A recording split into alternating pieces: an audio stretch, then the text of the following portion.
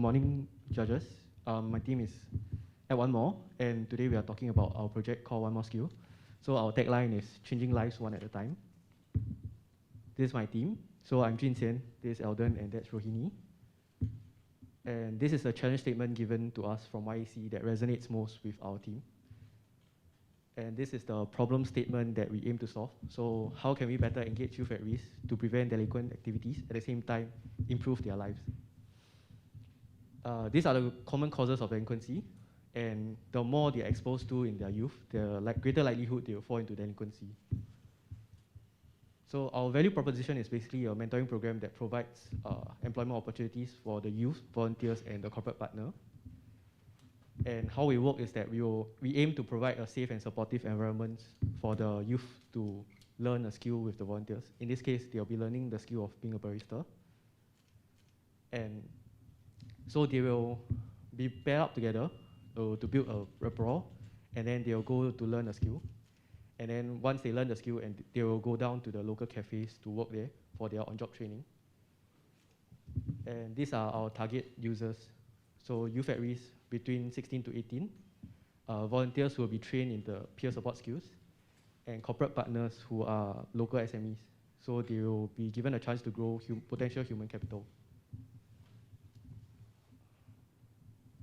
Yeah, so this is the profile of our youth at risk.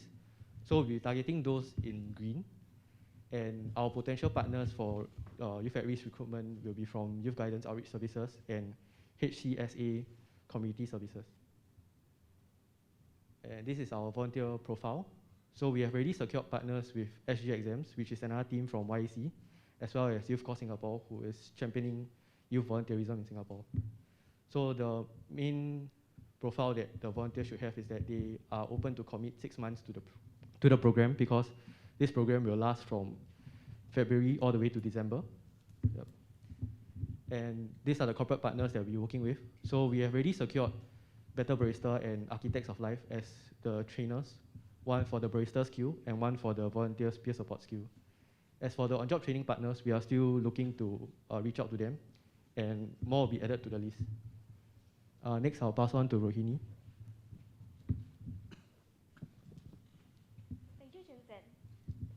Thank you, Chun Sen. Now I'll be moving on towards the implementation plan overview. And as previously mentioned by Chun Sen, this will be based on the recruitment, training of volunteers, volunteer and youth attending the skills and on-job training. This will be our timeline for the next 12 months. And for the first 2 months, which we are currently at now, we will be securing our partnerships with our volunteer organizations and corporate partners. And March would be the recruitment and counseling training for our volunteers, which is very crucial for our program because it's where they will learn our mentoring skills.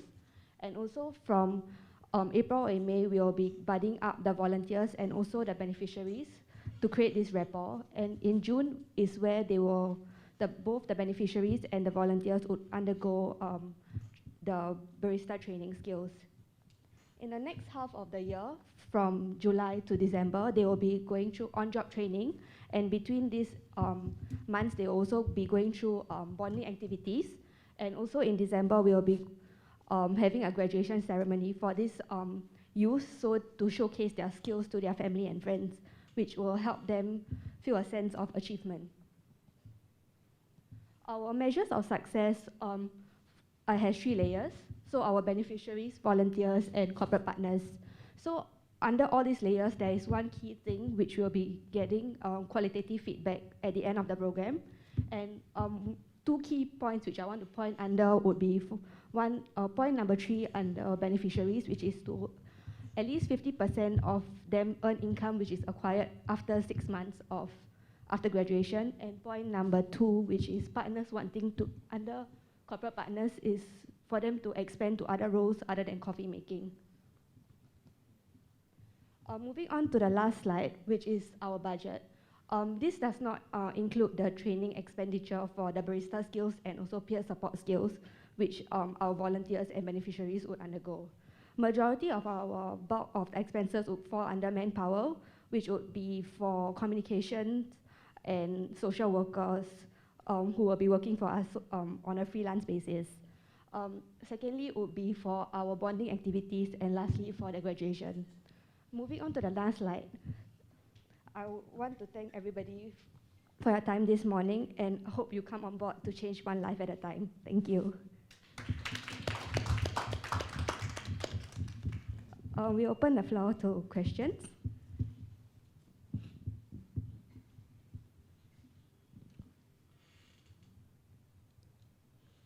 Judges, will you have any questions for the team?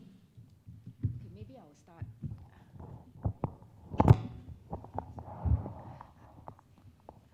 Thank you. Well, you are targeting YAR, and in your opinion, how many % of youth are you reaching out to, and are you going to be impacting? The general population of Singapore? Yeah. I think about 20% will be classified under youth at risk, because Singapore's classification, they have a general classification. So youth at risk can be youth who comes from a low-income family or youth who comes from a broken family. So we'll be reaching out to as much as we can, but for this program, we are aiming to reach out to 8 of them. Because this is a pilot run, we want to test our project, see if it can scale up. Okay. And why barista? Because in our opinion, it's the easiest to enter. It's the skill that requires least training, because you learn more as you go on the job. So prior to this program, we did a similar program where we tried to teach photography, but photography has a high barrier of entry because the equipment is expensive, and then the skill is quite intangible. You have to practice a lot more to get to a professional stage. Okay, thank you. Maybe I'll go next. Yep. Yeah, can you hear? Well, thank you for this pitch also. I think it's a wonderful idea that you're focusing on the segment of youth at risk in particular. I wanted to ask though, and I was very interested to hear that you've tried something before with photography. What would make some of these youths even interested to sign up for your program? So I think the main attractiveness would be monetary related. So something that can let them earn an income, because they might come from a low-income family, and by learning this skill, they can go out and work. And this is something that will kind of offset their family expenses. Yeah, you can give them a bit of self-independence also. Thank you. How do you? Thanks for the presentation. So I think it seems like a decent pilot run, but how do you think it can scale or be sustainable in the future? Because at this stage, it's $15,000 for 8 people, so there's $2,000 per beneficiary, and then not inclusive of the volunteer time of the mentors as well. So as you're going to scale, you're going to run into. Yes. So after this program, when we have a pool of graduates, we will kind of act as a recruitment agency, where we will outsource them to different cafes who require the manpower. So F&B usually lacks a lot of manpower, so we will be kind of like a recruitment hub for them. And that is a revenue source that you're going to. Yes. So when we outsource them, we will probably take maybe like a percentage of their income, their salary from the youth. So maybe we are estimating about 50 cents an hour. So as we scale up, we will have more graduates, we will have more people, we will have a talent pool of people that we can outsource to. Got it. And for the youth at risk, just curious, what's the age profile or the 16 to 18. background? 16 to 18. Yeah. Thanks for the presentation. 2 quick questions from me. The first one is, working with youth at risk is not easy. And for a 6-month commitment, there may be challenges arising from the commitment of the youth participants, challenges that they run into. Is that something that the team has thought about and has mitigation measures in mind? Yes, so when we talk to Better Barista actually has a similar program where their youth commits 5 weeks of their time, Monday to Friday, 9 to 5 for their training. And then after that, they go for on-job training. So the problem that they told us they face is the commitment of the youth. So that's where our volunteers will come in for this program, for our own program. The volunteers will come in as a support for the youth at risk to motivate them to. That's why building a rapport is very important when they have a bonding, like a buddy system. So the youth at risk will not feel like they will skip out on the program unnecessarily. And understand. Something to think about though, because usually for this segment, Yes. you have trained social workers or educators here. Yes. Sometimes there are challenges that are very difficult for you volunteers to address. Yep. Another question for me is really just, you've talked a lot about other programs, and your proposal also mentioned some of the work that Singapore Boys Home is doing here.